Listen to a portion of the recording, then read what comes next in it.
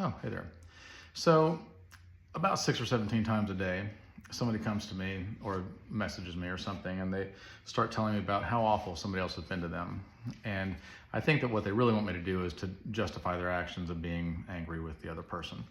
And people did this to Jesus too. In fact, Peter came to Jesus and he said, "Lord, how many times should I forgive my brother?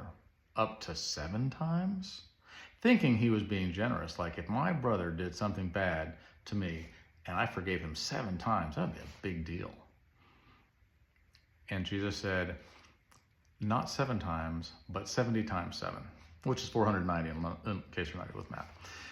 But then he went on to tell this story. He said, a man, a ruler, if you will, a rich man, decided, I want to settle my debts. And so he went to everybody that owed him money. And he went to the first guy and he said, you owe me 10,000 bags of gold. And the guy's like, I don't have it. And he goes, okay, then I'm going to sell you and your wife and your children and all that you have to pay back my debt. And I'm going to put you in debtor's prison. And the guy got down on his knees and he begged. He said, please, I will pay you back every penny. Please, I'm so sorry. And the master was like, you know what? All right, I'll forgive your debt completely. Like, you don't have to go to debtor's prison. I'm not going to sell you and your family and your stuff. And you know what?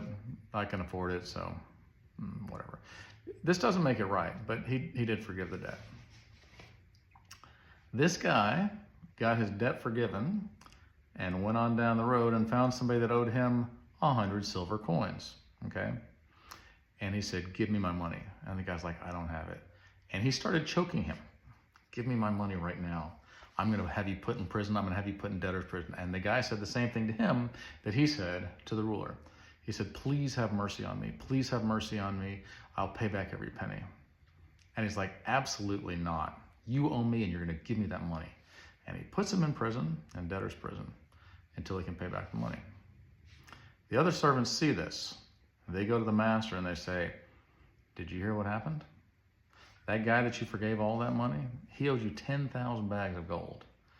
And he went to somebody else that owed him 100 pieces of silver and was unmerciful to that servant, even though you forgave an enormous debt to him. And he's like, oh, really? And he went and found that servant and did everything he said he was going to do in the first place. Now, what is the lesson in this? Oftentimes we're like, you don't understand how bad this person has been to me.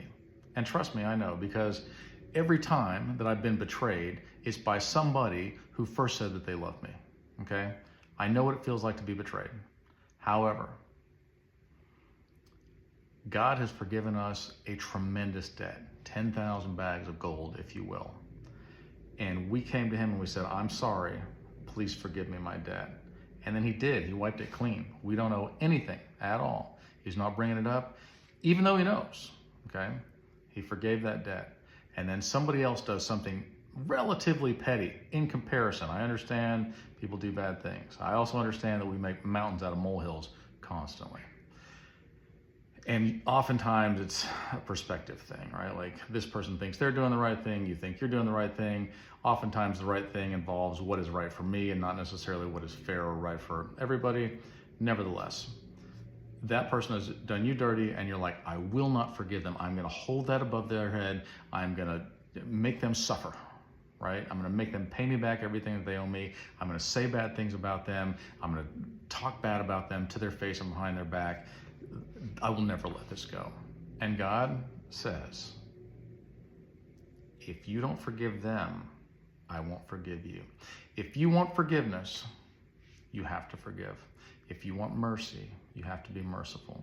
If you want friends, you have to be friendly. If you want love, you have to love people unconditionally.